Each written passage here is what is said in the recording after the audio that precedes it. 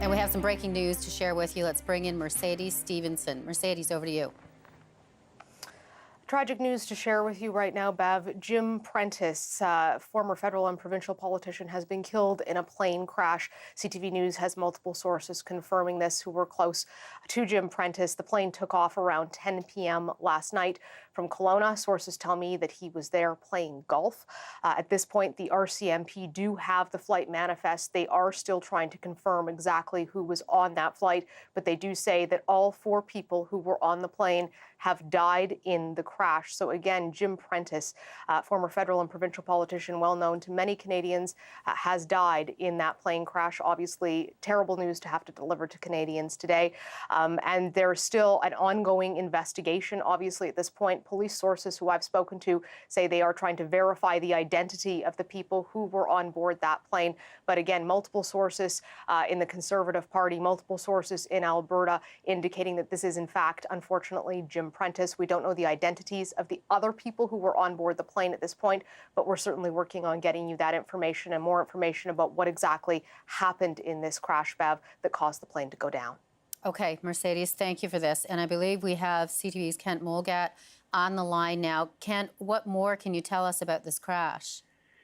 Not too much, Beverly. We were at the scene this morning off of Beaver Lake Road, a dirt road that leads east out of Lake Country, just north of Kelowna. And as it winds up, you get to a little smaller road, then access to the crash site is being blocked by an RCMP member there. What we can tell you is that this flight aboard a private jet, a Cessna Citation, took off at about 9:40 last night. And I can tell you there was some weather in Kelowna last night, some pretty heavy rains. We have no idea if that played a role in this, but it took off at 9:40. And then there was the aircraft down, or the fact that the aircraft disappeared off of radar was noted by air traffic control out of Surrey. And then the aircraft itself was found around midnight last night. We know that it was headed to Springbank Airport near Calgary, and that there were 4 aboard. And according to the Transportation Safety Board, this crash was not survivable. Okay, all right, Kent, thank you very much for this. And so once again, Jim Prentice has been killed in that plane crash outside of Kelowna. There were no survivors. He, of course, served as Alberta's 16th premier from 2014 to 2015. His political legacy stretches back years. For a little more on that, let's go back to Mercedes. He was certainly a pretty powerful and well-known figure in Ottawa. Absolutely. Very well-known Conservative cabinet minister while he was here before he went off to Alberta politics. He certainly had an ability to go across the aisle that many people respected. He was not a hyper-partisan kind of guy, very strong minister, very articulate minister, certainly knew what policies he wanted to pursue, and he wasn't afraid to do that. But he also had an ability to reach out and talk to other parties and other people, certainly well-liked around Ottawa by all political parties, and had a much more difficult time when he moved on to Alberta politics, but had now been pursuing his private life, and then this shocking news of his death today. You know, and considering how hard he did work in public office, both provincially and federally, and I remember him saying when he decided to step down as premier how much he was looking forward to that private life. And someone who works so long serving their country, and it's easy to think the politicians have, a cushy life. The reality is they work long hours. They fly back and forth a lot. They're away from their families. There's a lot of sacrifices that are made even when they're home with their families, going to public events. And he gave an awful lot of himself to this country and to the province of Alberta, and, was having this time to enjoy with his family now so tragically cut short unexpectedly. And certainly there is a tremendous outpouring of grief that I am already hearing from those who knew him. They are profoundly shocked, deeply saddened by his death. A plane crash obviously is something nobody ever expects to happen. It is the second figure who we've seen killed in a plane crash in less than a year, Jean Lapierre, of course, being the other person who died recently. So this is a bit of a double shock for people in the political community of this country. Yeah, the political community and the many friends, of course, that he had, well, not just in Ottawa, but right across the country. I want to go back to Kent Mulgat, who is on the line with us, just to go back, Kent, and tell us what we do know about that crash. Right. A little sketchy. We know that it took off from the Kelowna airport at 20 to 10 local time last night, and was shortly thereafter reported off radar by Surrey Air Traffic Control. The aircraft itself found in a heavily wooded area east of Lake Country, which is north of Kelowna, at about midnight, and that we know that the 4 people were flying on this Cessna Citation, a private jet that was bound for Springbank near Calgary. We are attempting to get in the air ourselves to have a better look at it, but when you look at the terrain just east of Lake Country, there's open areas and there's very undulating hillside there and a lot of heavy timber, and it would appear that the aircraft didn't get very far at all from the Kelowna airport before it ran into trouble. Okay, and is Mercedes still standing by? Do we still have Mercedes? Okay. Hi, Bev. Okay. So yeah, Mercedes, I just want to bring you back in here just to talk a little bit more, certainly about Jim Prentice and his legacy and the various portfolios he had. Not the least of which was Minister of Indian Affairs and Northern Development, which was extensive for him at the time, working under Harper. Absolutely, and it was a file that he really wanted to make progress on. He also handled environment. These are challenging files, and he was seen as a very capable minister who you could hand a very difficult file to, and he was nimble on his feet. He had an ability to juggle it. Somebody who had a personality that translated very well in the House and on television as being friendly and approachable, highly confident, very strong public speaker, but also someone who was very smart. He understood economics, he understood numbers, he understood politics. And that meant that he could put things together very quickly, and he could navigate around breaking news situations in a way that few federal cabinet ministers can. So certainly he was seen as one of the strongest leaders in Harper's cabinet at the time that he was there. He continued to be seen as a real leader in the political community. Obviously, his time in Alberta was more difficult than that, but it's someone who really put himself out there, and he was willing to take chances. And now, as we were saying before, was having this opportunity to enjoy some well-earned private time with his family. A very tall figure who cast a long shadow in Canadian politics. There are a lot of people who are deeply affected by his death today and deeply saddened by it. And given his long history in Ottawa and the various portfolios he had, you know, it wouldn't be surprising if at the end of that, when he decided to leave federal politics, that's when he would retire. But he decided he wanted to serve provincially. It's been done before, but not very often. And that's also another big sacrifice, having given so much to public life. Certainly, and you think, you have an opportunity to leave and have a pretty nice pension when you've been an MP and a federal cabinet minister. And he had a great job in the private sector that he was in before he made the transition back to provincial politics, but he felt that he wanted to serve again. And certainly it's something that a lot of people respected, that willingness to serve, that willingness to put yourself on the line. It's not an easy job. There's a lot of very heavy criticism and public criticism. You have to have a very tough skin to deal with to do that sort of a job. And Jim Prentice had that. And that is something that inspired a lot of younger political folks. You can bet that for people both federally and provincially today who are thinking of him, they're thinking of that transition he made. Jason Kenney is the next politician who's really made the transition going from federal to provincial. A lot of people thought of Jim Prentice and recalled that when Jason Kenney made the decision to do it, making comparisons and contrasts. So certainly he's somebody who has a very rich depth of political experience in this country, and as a result, he touched a lot of people's lives at a lot of different levels, and it's certainly a terrible loss for the country. Even at one time, if memory serves, I think he was pondering running for the leadership of the Conservatives. He certainly was someone whose name was floated, and a lot of people thought he would make a great leader, that he had all of the characteristics and abilities to do that federally. And it was something that, even in this race, people were saying, hey, maybe Jim Prentice would come back. Jim Prentice had no interest in coming back at that point. He was done with politics. But it tells you that when someone's name like that is still being floated, even after what he went through in Alberta, which was very difficult for him politically, he was still somebody who people were willing to see try to come back and make another run and refresh. But he wanted to choose his private life, which certainly we can all understand. Yeah, we sure can. Well, and we're expecting to, reactions certainly right across this country to be fairly swift. And I know we're monitoring all of our social websites. And one of the tweets that we've got already that we can show you, I think, is from the Saskatchewan Premier Brad Wall.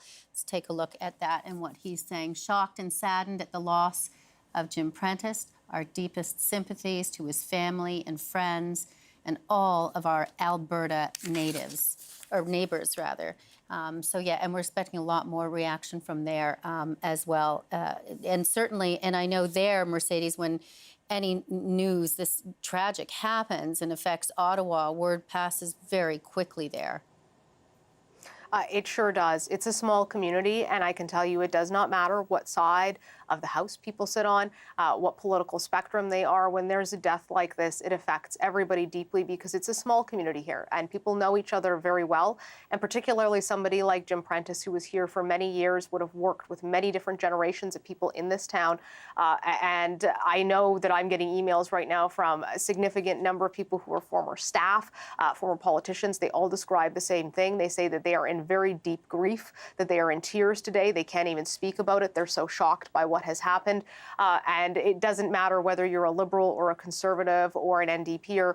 When there's this kind of a death, people feel it because this is a person. It's a person who served, it's a person who sacrificed, and it's a person who was friends with many people here in Ottawa. Okay, Mercedes, I know you're following this as news spreads in Ottawa and across the country of Jim Prentice's death. We'll keep you on standby. I want to get a few more details anyway this time with Aaron Paul. Aaron, over to you. Well, Bev, we know that the team of investigators from the Transportation Safety Board are en route. They're trying to figure out the cause of the crash. We can tell you a little bit more about Jim Prentice. He was a well-known name, of course, in politics. He was the former he joined in 76, so 40 years in politics. We know that he was, of course, elected as a federal MP for Calgary Centre North. That was in 2004. And as we heard Mercedes say, a number of important portfolios in his background, Indian and Northern development, as well as industry and environment. Now, he resigned from federal politics in 2010, but then, as we know, he went into provincial politics in 2014. He was sworn in as the 16th premier in Alberta, and he held that position until that last election when he lost to the post to Rachel Notley. Of course, that was the first time the NDP were elected in Alberta. A number of positions in the private sector, most recently a visiting global fellow with the Wilson Centre's Canada Institute. Now, let me tell you a little bit more about the plane crash. It happened northeast of Winfield, BC, so that's about 18 kilometers north of Kelowna. It is a very heavily wooded area. Now, the plane was headed to Springbank. That is just west of Calgary, Alberta. And according to the Joint Rescue Coordination Centre in Victoria, the flight crashed shortly after taking off. It took off about 9:40. Crash happened just before 10. Apparently, the flight got to about 8,000 feet and then came back down. Jim Prentice leaves behind his wife, Karen, their 3 daughters, and 2 grandchildren. Bev, back to you. Okay, thanks very much, Aaron. I'd like to bring in Craig Oliver, also in Ottawa, monitoring this developing news story. Craig, you knew him, of course, professionally for years, but also as a friend. Let me get your thoughts. Hi. Well, this is just such a tragedy.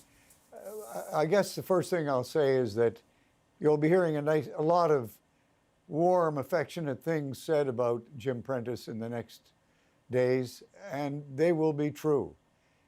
He is one of the nicest people I ever knew in federal politics. And I met him when he first came to Ottawa 40 years ago. We became friends. We went horseback riding together in the high mountain country a number of times in British Columbia and in Alberta. Jim was an outdoorsman. He loved fishing and hunting and hiking. Not hunting, I don't think, but fishing. He was very intelligent and just absolutely decent. He had a great respect for people in the media, but he respected all of his colleagues on all sides of the House of Commons. Everybody liked him. He was an absolutely key minister in the government of Mr. Harper and had a lot of responsibility for the success of the Harper government because he was in a key position as the minister in charge of operations. Of course, he was also other ministries, but there he was the guy. He was almost, in the minds of many people, he was the deputy prime minister to Harper, although he was never called that. And after he left, many of us felt the Harper government never quite got its act together as well again. One of Jim's great prides and successes was as Minister of what was then called Indian Affairs, now Aboriginal Indigenous Affairs.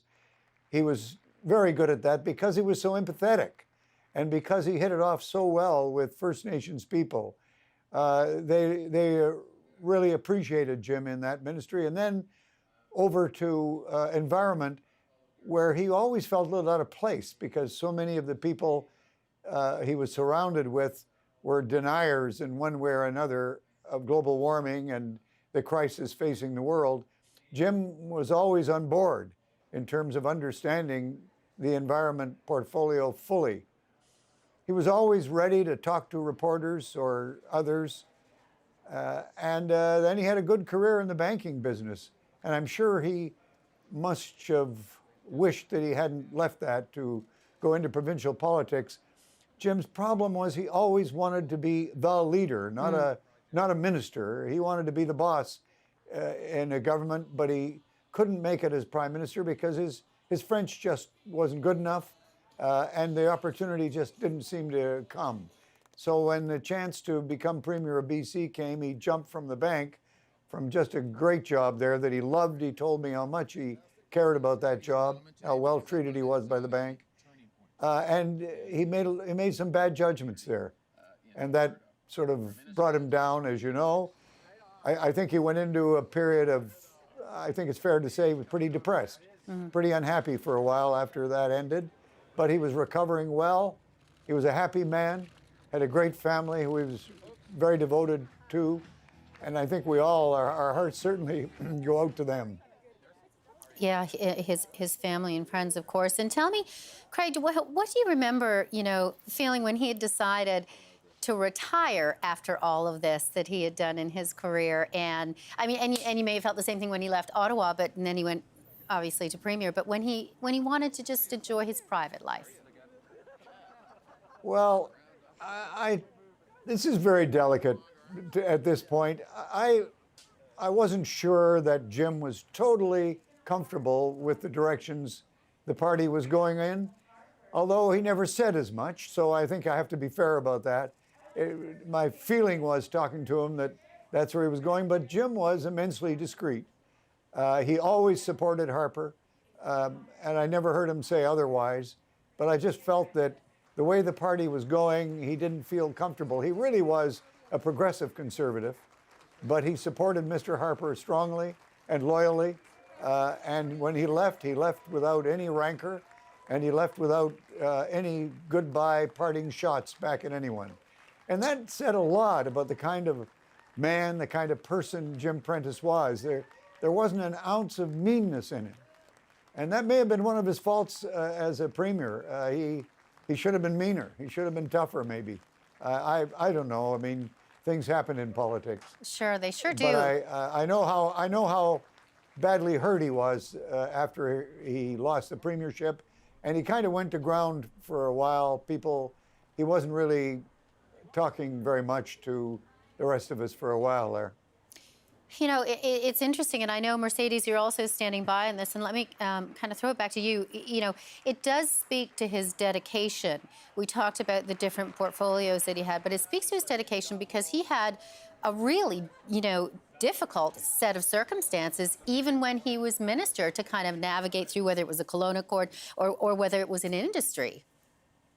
And he wasn't afraid of that. In fact, I think he relished the opportunity to take on more difficult scenarios, situations, try to turn them around, try to win people over, try to find solutions to move forward.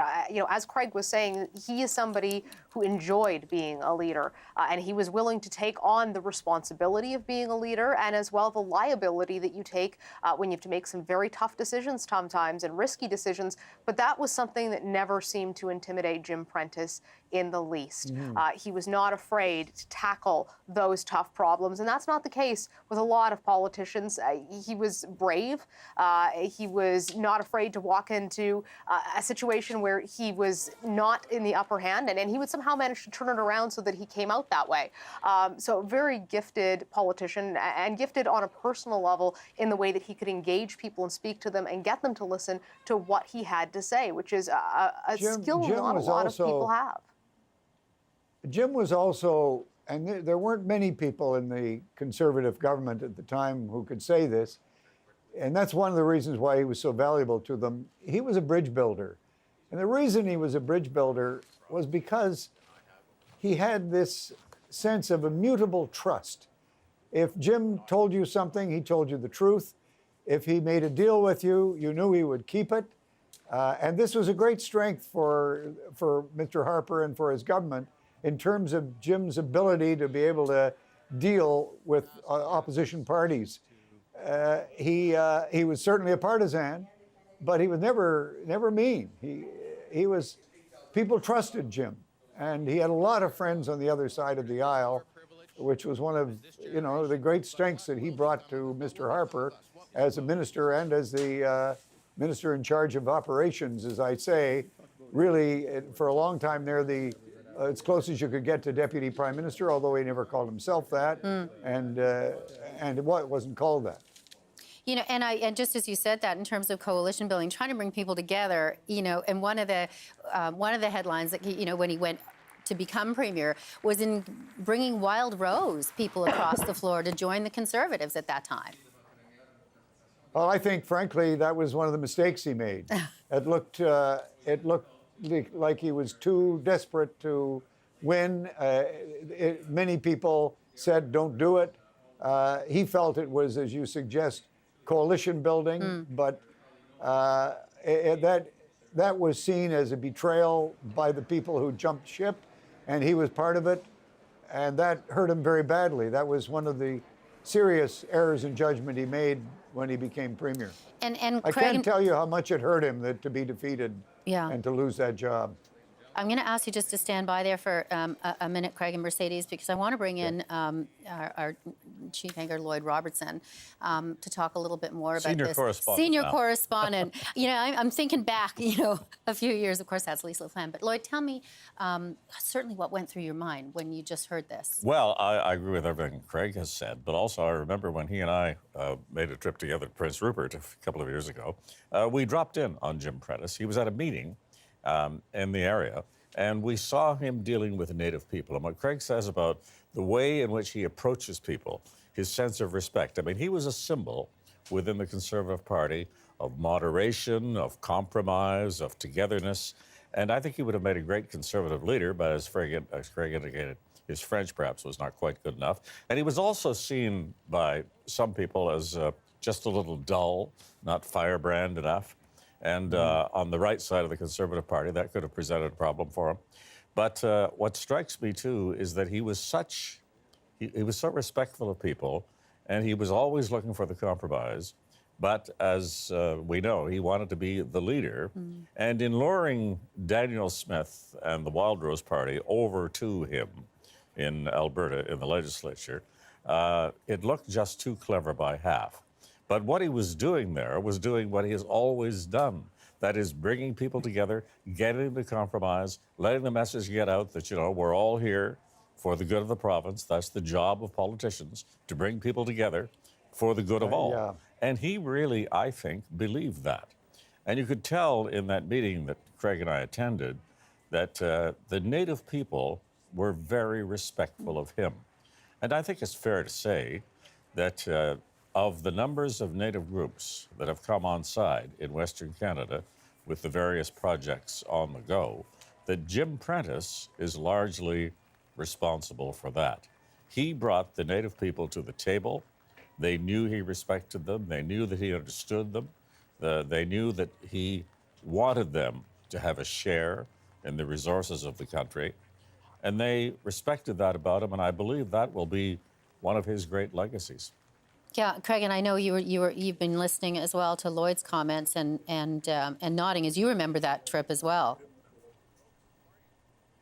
Pardon me, I'm sorry I missed that. Someone else was speaking to me there? Here? Yeah, no worries. That you remember, as Lloyd was just talking about, the trip that you went to see Jim Prentice out west.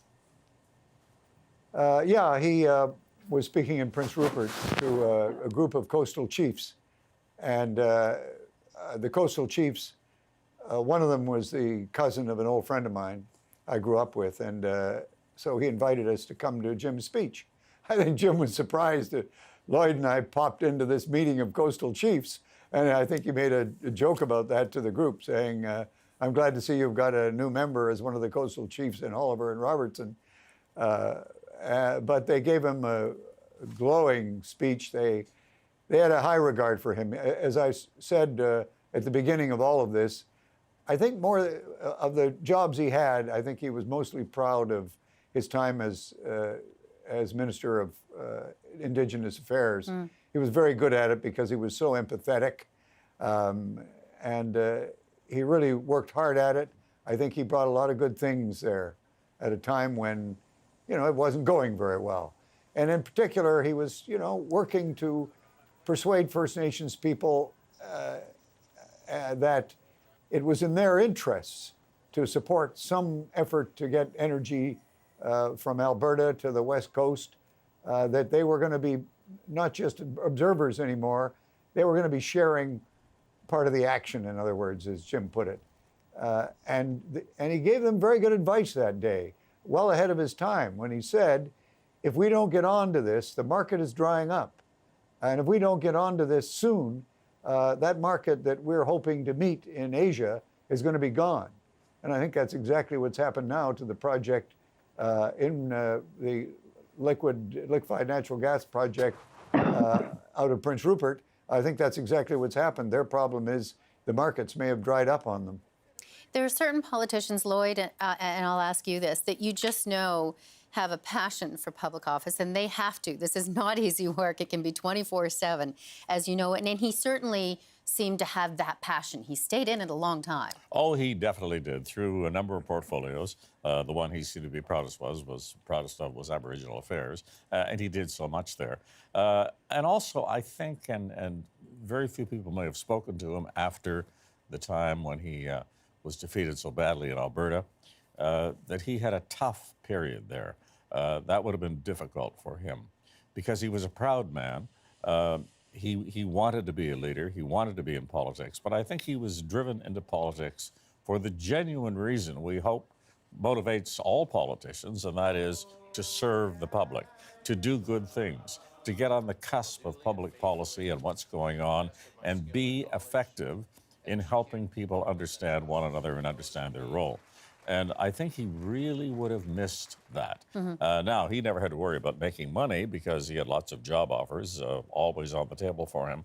But I really do believe that he would have missed that period of public participation. I don't know how my friend Craig feels about that, or even whether he talked to him after his time in office. Craig?